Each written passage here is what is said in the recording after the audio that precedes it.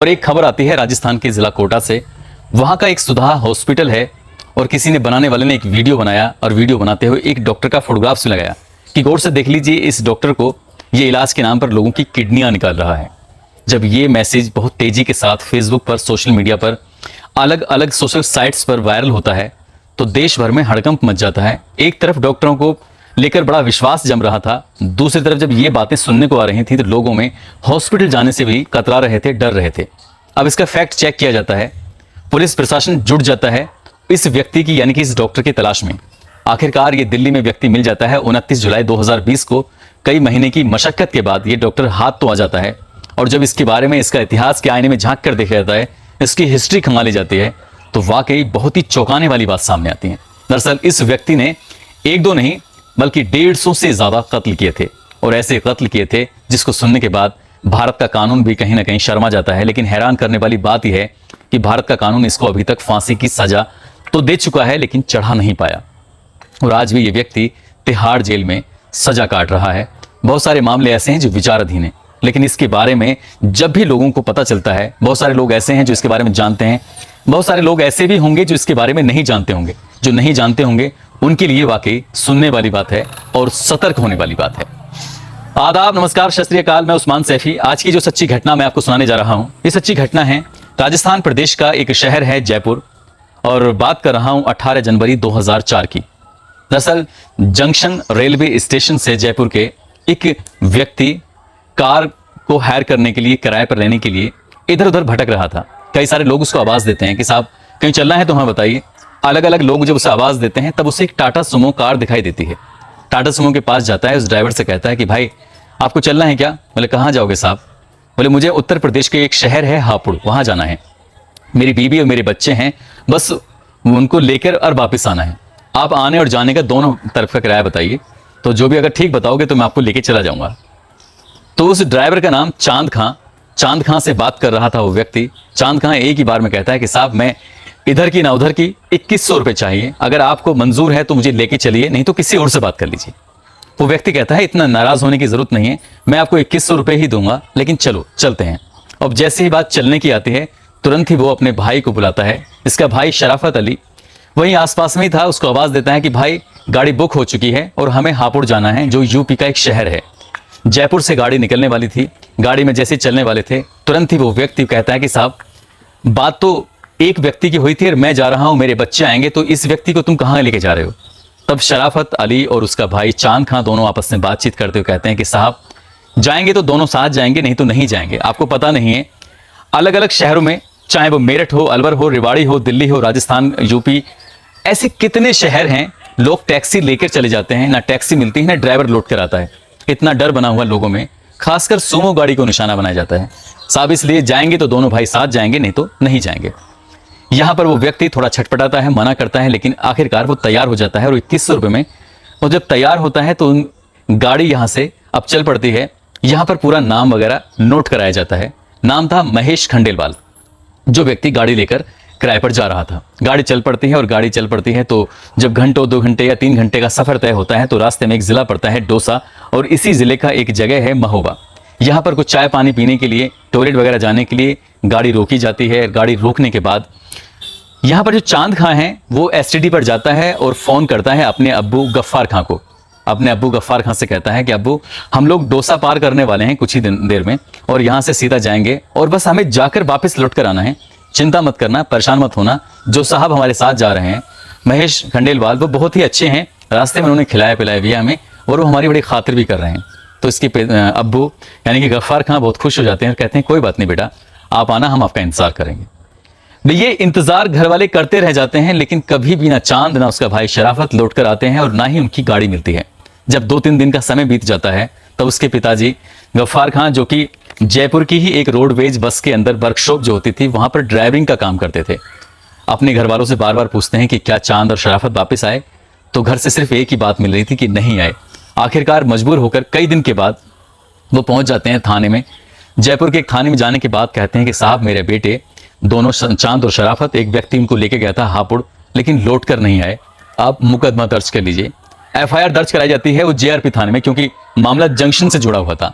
जब जीआरपी में मुकदमा दर्ज किया जाता है तो यहाँ पर जो इंचार्ज हैं मंसूर अली और सब इंस्पेक्टर महेंद्र भगत। तो ये दोनों इस मामले की रिपोर्ट लिख लेते हैं और ये जांच करने की कोशिश करते हैं, लेकिन वही जो अब तक लीपापोती हो रही थी, क्योंकि ये कोई पहला मामला नहीं था। अब से पहले लगभग अलग अलग इलाकों में 27 ऐसी ही एफआईआर दर्ज हो चुकी थी कि सुमो गाड़ी हमारी गई है, ड्राइवर गया है, लौट कर नहीं आया है। पुलिस ऐसी जांच करती थी, लेकिन ये जांच शायद यहीं पर थमने वाली नहीं थी, क्योंकि इस लड़के के पिता, मतलब इन दोनों लड़कों के पिता गफ्फार खां अपने परिवार के साथ रोज आकर थाने पे बैठ जाया करते थे। और डीआईजी हरिश्चंद्र मीणा को ऐसा लगता है कि क्यों ना इस मामले में तफ्तीश कराई जाए, जांच कराई जाए। और उसके बाद फिर इंचार्ज मंसूर अली और सब इंस्पेक्टर महेंद्र भगत, इनको जांच दी जाती है और कहा जाता है कि इस मामले की जांच कीजिए, पड़ताल कीजिए कि आखिरकार क्या मामला है। और एक ही क्लू था, और वो क्लू था सिर्फ फोन नंबर। जो एसटीडी से फोन घर पर आया था, उसी के आधार पर ये उसी जगह पहुंचते हैं। और एक ये इलाका होता है उत्तर प्रदेश का कासमपुर, वहां की एसटीडी से फोन किया गया था। जब पूछा जाता है कि क्या इस हुलिये के व्यक्ति ने फोन किया था, तो वहां पर एक महिला बैठी हुई थी, कहती है साहब हाँ फोन तो किया गया था। और फोन करने के बाद उन्होंने बताया था ऐसे से कुछ बातें उस महिला ने सुनी, कुछ नहीं सुनी। जब उस पुलिस ने और कुछ जानने की कोशिश की और कुछ पड़ताल करने की कोशिश की, तो फिर एक और बात निकल के सामने आती है। और वो बात ये होती है कि जो इस गाड़ी के अंदर व्यक्ति बैठा हुआ है, उस व्यक्ति ने भी फोन किया था। अब उस व्यक्ति ने फोन किया था, ये पुलिस के लिए एक लीड बन जाती है। और पुलिस इसी आधार पर पता करने की कोशिश करती है, उस महिला से पूछती है कि आखिरकार किसको फोन किया गया था, कैसे फोन किया गया था। तब पता चलता है कि इस व्यक्ति ने पहले भी फोन किए थे। दरअसल ये व्यक्ति जो था बड़ा प्रतिष्ठ, मतलब बहुत ही जाना माना एक चेहरा था, बहुत लोग से अच्छे से जानते थे। और यहां से जब फोन किया गया था, तो इसकी भी कॉल डिटेल निकलवाई जाती है। और कॉल डिटेल निकलवाने के बाद पता चलता है कि इस गाड़ी में बैठे हुए महेश खंडेलवाल नाम के व्यक्ति ने अलीगढ़ के रहने वाले उदयवीर राजू उर्फ रजुआ, इनको फोन किया था। अब पुलिस राजू उर्फ रजुआ के पास पहुंचती है, तो ये बात पहुंचते पहुंचते पुलिस की जांच काफी वक्त गुजर जाता है, महीने डेढ़ महीने जब गुजर जाते हैं, तब पुलिस उनके उदयवीर और राजू उर्फ रजुआ के पास पहुंचती है अलीगढ़ में। उनसे पूछताछ करती है कि क्या मामला है। तो वो कहते हैं कि साहब जिसका ये नाम ले रहे हैं, दरअसल वो तो व्यक्ति जेल के अंदर है। अब जेल के अंदर है तो क्या कर सकते हैं, वो हमें तो कोई ऐसी बात नहीं है। उन्होंने इधर उधर की बातें की। पुलिस वाले, क्योंकि मामले जांच दी गई थी, इसलिए पुलिस वाले उस व्यक्ति के से मिलने के लिए, वो व्यक्ति हाथरस की जेल में बंद था, उसी के पास पहुंचते हैं। लेकिन नाम बताया था महेश खंडेलवाल, और यहाँ जो नाम आया था डॉक्टर देवेंद्र शर्मा। अब डॉक्टर देवेंद्र शर्मा जो कि एक हाथरस की जेल में बंद थे, पुलिस वहां पहुंचती है, उनसे बातचीत करने की कोशिश करती है। तो डॉक्टर फूट फूट के रोने लगता है पुलिस को देखकर, कहता है कि साहब मुझे एक बार फिर से फंसा दिया गया है। कहते हैं किसने फंसाया, क्या बात है। तो वो अलीगढ़ के 2 व्यक्तियों का नाम लेता है, और इतनी अच्छे तरीके से वो बात बताई जाती है कि पुलिस भी यकीन कर लेती है। पुलिस सीधा अलीगढ़ जाती है, उन्हीं 2 व्यक्तियों को पकड़ती है, पकड़ने के बाद सीधा जयपुर लेके जाती है और जयपुर की सेंट्रल जेल में उन दोनों व्यक्तियों को बंद कर देती है। लेकिन उन दोनों व्यक्तियों ने अलीगढ़ से लेके सेंट्रल जेल के अंदर बंद होने तक बार बार एक ही रिक्वेस्ट कर रहे थे कि साहब हमने कोई भी कत्ल नहीं किया है, हमने किसी को नहीं मारा है। इस बीच में जब ये इन दोनों व्यक्तियों को ढूंढा जा रहा था, उदयवीर और दूसरा उसका साथी राजू उर्फ रजुआ, और पुलिस जब इन्हें 2 लोगों को अलीगढ़ से गिरफ्तार करके लेके गई थी, तभी इन्हीं दोनों, एक कासगंज की एक नहर है और उस नहर को हाजरा नहर भी कहते हैं, और हालांकि गंग नहर भी कहते हैं और हाजरा नहर भी, वहां से 2 लाशें मिलती हैं। और उन लाशों को जब पुलिस कब्जे में लेती है, कब्जे में लेने के बाद उनका पोस्टमार्टम कराया जाता है। पोस्टमार्टम कराने के बाद उनके शरीर पर जो सामान मिलते हैं, उसके बाद घर वालों का इंतजार किया जाता है। लेकिन कई दिन बीत जाने के बाद भी घर वाले संपर्क नहीं करते हैं। आखिरकार पुलिस को मजबूरन उन दोनों शवों का अंतिम संस्कार करना पड़ता है, और उनके पास महज एक कंबल मिलता है और एक घड़ी मिलती है। और यही न्यूज जब गफ्फार खां को दी जाती है उन दोनों पुलिस वालों के माध्यम से, यानी कि महेंद्र भगत और जीआरपी इंचार्ज मंसूर अली के माध्यम से, तब उसके पिता गफ्फार खां आकर देखते हैं लाश तो बची नहीं थी, कुछ फोटोग्राफ्स थे, साथ ही वो कंबल और घड़ी थी। उसी से पहचान पड़ जाती है कि मरने वाले कोई और नहीं, उसके बेटे चांद और शराफत दोनों ही थे। घर वालों की तो हालत खराब हो जाती है, परिवार वाले परेशान हो जाते हैं इस खबर को सुनने के बाद। और पुलिस ये बिल्कुल इत्मीनान कर चुकी थी कि जो हमने लोगों को पकड़ा है वो बिल्कुल सही लोगों को पकड़ा है। और वहां सेंट्रल जेल में उन दोनों व्यक्तियों को बंद कर दिया जाता है। लेकिन दोनों व्यक्तियों ने ही बारी बारी से, एक बार नहीं कई बार, पुलिस प्रशासन को लेटर लिखे, कहा कि साहब इस मामले की पुनः जांच करा लीजिए, हमने कोई कत्ल नहीं किया है, दरअसल पुलिस ने हमें फर्जी रूप में फंसाया है। और ये लेटर पहुंच जाता है डीआईजी हरिश्चंद्र मीणा के पास, और हरिश्चंद्र मीणा एक बार फिर सब इंस्पेक्टर महेंद्र भगत और जीआरपी इंचार्ज मंसूर अली को बुलाते हैं। कहते हैं कि मुझे भी कुछ घालमेल लग रहा है, मुझे भी कुछ दाल में काला लग रहा है, मैं चाहता हूं कि तुम इस मामले की फिर से पुनः जांच करो। और उन्हें पुनः जांच कराने के लिए भेजा जाता है, जो अभी तक नहीं हुआ था, जो बहुत पहले हो जाना चाहिए था। तब ये दोनों इंचार्ज और सब इंस्पेक्टर मिलकर काम करते हैं। ये अलग अलग अलवर, रिवाड़ी, दिल्ली, राजस्थान, यूपी के अलग अलग जगहों पर जाते हैं, जहां जहां से वो टैक्सी वाले गायब हुए थे, जहां जहां से वो टैक्सी की गई थी। फिर लोगों से पड़ताल की जाती है, एक स्केच बनवाया जाता है। और स्केच जब बनवाया जाता है तो वो स्केच, उसका हुलिया, उसकी आंखें, उसकी नाक, उसकी भौं, उसके बाल किसी से मैच कर रहे थे। तो वो मैच कर रहे थे उसी देवेंद्र शर्मा से, जो कि डॉक्टर है, जो कि हाथरस की जेल में बंद था। पुलिस के कान खड़े हो जाते हैं और तुरंत ही दौड़ते हुए पुलिस मौके पर जाती है। और मौके पर जाने के बाद डॉक्टर देवेंद्र शर्मा को हिरासत में लेती है। साथ ही जो दो व्यक्ति जो गायब थे अभी तक, उनको गिरफ्तार किया जाता है अलीगढ़ के छर्रा से, यानी कि उदयवीर, राजू उर्फ रजुआ से। और इन दोनों को गिरफ्तार करने के बाद सीधा जयपुर लेके जाया जाता है। और पुलिस जब इनसे सख्ती से पूछताछ करती है, तब ये कहानी जो बताते हैं उसको सुनने के बाद रोंगटे न खड़े हों तो वाकई कोई भी व्यक्ति सन्न रह सकता है। ऐसा लगेगा कि इस दुनिया में कितने क्रूर प्रवृत्ति के लोग रहते हैं। दरअसल देवेंद्र शर्मा ही जयपुर के जंक्शन से इस गाड़ी यानी सुमो को लेके आया था। और रास्ते में लाने के बाद जब ये फोन करता है अपने दो साथियों को, उदयवीर और ये रास्ते में बैठ जाते हैं। और बैठने के बाद गाड़ी थोड़ी ही दूर चलती है। थोड़ी दूर चलने के बाद अपनी अपनी बेल्ट निकालते हैं। और बेल्ट निकालने के बाद चांद और शराफत का गला घोंटकर उसकी हत्या कर देते हैं। और शव को कासगंज की उसी हाजरा नहर में फेंक देते हैं, जिस नहर में बेइंतहा बहुत सारे तादाद में मगरमच्छ बताए जा रहे थे। और वो मगरमच्छ उन्हें पूरी तरह से खा नहीं पाते। और वो लाशें कहीं ना कहीं बाहर किनारे पाए जाते हैं, जो पुलिस को मिल जाती हैं, लोग मिल जाते हैं, जिनकी पड़ताल की जाती है, जिनकी हत्या कर दी जाती है। अब इनसे और बातचीत की जाती है। और बातचीत करने पर पता चलता है कि ये तो ऐसे ही कर रहे थे। गाड़ी के बारे में पूछा जाता है तो कहते हैं कि मेरठ का जो सोतीगंज है वहां पर गाड़ी कटवा चुके हैं। पुलिस जब इनसे और सख्ती से पूछताछ करती है और बारीकी से जानने की कोशिश करती है कि आखिरकार क्या मामला है, क्या माजरा है, तब देवेंद्र शर्मा अपने बारे में कुछ बताता है। वो कहता है कि उसने BAMS का कोर्स किया है आयुर्वेदिक का, शिवान, बिहार से, 1984 में। बहुत अच्छा काम चल रहा था इसका, बहुत सारे इसने पैसे कमाए। और बहुत सारे पैसे कमाने के बाद इसने ख्वाहिश रखी कि वो एक पेट्रोल पंप बनाएगा, एक पेट्रोल पंप खोलेगा। और 1994 में एक ऐसे गिरोह के ये कब्जे में आ जाता है, जो गिरोह पेट्रोल पंप खुलवाने के नाम पर लोगों से पैसे ठग लिया करता था। तो उस सस्ते के जमाने में 11 लाख रुपए की रकम जो थी इस डॉक्टर देवेंद्र शर्मा की, वो पेट्रोल पंप आवंटन करने वाले फर्जी लोगों ने 11 लाख रुपए इसके ठग लिए, लूट लिए। और ये सड़क पे आ जाता है। जब सड़क पे आ जाता है तब इसने जो अलीगढ़ का इलाका है छर्रा, वहां पर इसने एक अवैध रूप से एक गैस की एजेंसी खोली थी। और वहां पर सिलेंडरों का आदान प्रदान किया करता था। तभी दो चोर इसको मिलते हैं, जो कि छर्रा के आसपास के किसी गांव के रहने वाले थे, जिसका नाम उदयवीर और दूसरा राजू उर्फ रजुआ। इनसे संपर्क करता है। पता चलता है कि ये लोग सिलेंडर चोरी करते हैं या इधर उधर चोरी करते हैं। तब ये प्लान बनाते हैं और कहते हैं कि क्यों ना कुछ बड़ा हाथ मारा जाए। दरअसल ये लखनऊ से सिलेंडर भरवा के मंगाया करते थे और उन्हें महंगे दामों में बेचे करते थे, लेकिन उनसे इनकी इनकम इतनी नहीं हो पा रही थी। तभी इन्होंने प्लान बनाया कि जब ये सिलेंडरों की गाड़ी भर के आएगी, तभी हम पूरी गाड़ी को, पूरे ट्रक को ही लूट लेंगे। और ये ट्रक को इस तरह से लूटना ही शुरू करते हैं। तो पहला ट्रक लूटते हैं ये लगभग 1996-97 के आसपास, या उससे बाद में शायद बताया जा रहा था। 2000, ये जो पूरी कहानी है कत्ल करने की, 2002 से लेकर 2004 के बीच की है। तो 2002 के आसपास का वाकया है। एक ट्रक वाले को उसे विश्वास में लेते हैं, उसका कत्ल करते हैं और उसी हाजरा नहर में फेंक देते हैं, जहां मगरमच्छ होते हैं। जितने भी इसके अंदर सिलेंडर थे उसी छर्रा वाली गैस की फर्जी एजेंसी पे रखते हैं। और यहाँ से इस ट्रक को ले जाकर मेरठ के सोतीगंज में कटवा देते हैं। यहाँ से इनकी पोबारे शुरू हो जाती है और एक एक करके ये लोगों की हत्याएं करना शुरू कर देते हैं। इस तरह से ये खासकर गैस सिलेंडर वालों को पकड़ते थे, खासकर ये टैक्सियों को पकड़ते थे। और यहाँ से निकलने के बाद देवेंद्र शर्मा ने ये मरने से, जब किसी व्यक्ति की हत्या करते थे तभी उसका जो किडनी होती थी वो निकाल कर उसको बेच दिया करते थे।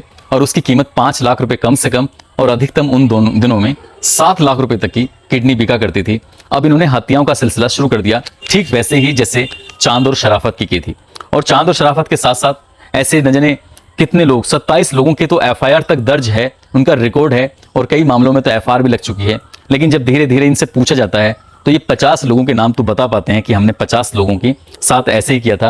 उन्हें मारते थे, गला घोंटते थे, या फिर कुछ वैसा करते थे, नशे की उनकी किडनी निकालते थे, उसको बेचते थे। उसकी जो गाड़ी होती थी उसको सोतीगंज में कटवाया करते थे। और बाकी उसकी जो लाश के हिस्से, पूरी लाश ही बच जाया करती थी, उसको उस हाजरा नहर में फेंक दिया करते थे।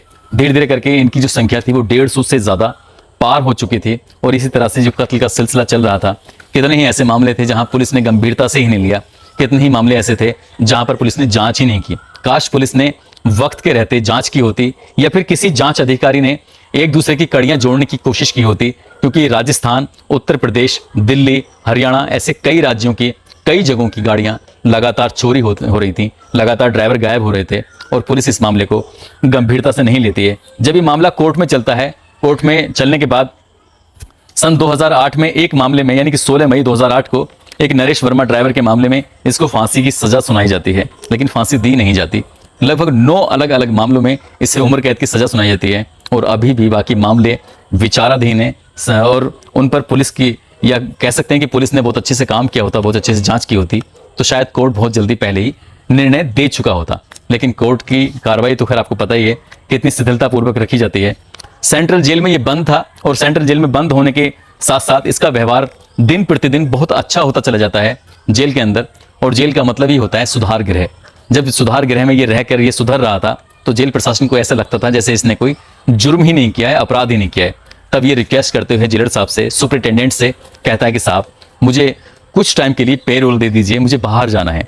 और जब ये रिक्वेस्ट करता है तो इसकी रिक्वेस्ट 28 जनवरी 2022 को स्वीकार कर ली जाती है, लेकिन बहुत ज़्यादा समय के लिए नहीं, 16 फरवरी 2020 तक ही इसको जेल से बाहर रहना था, यानी पेरोल पर रहना था।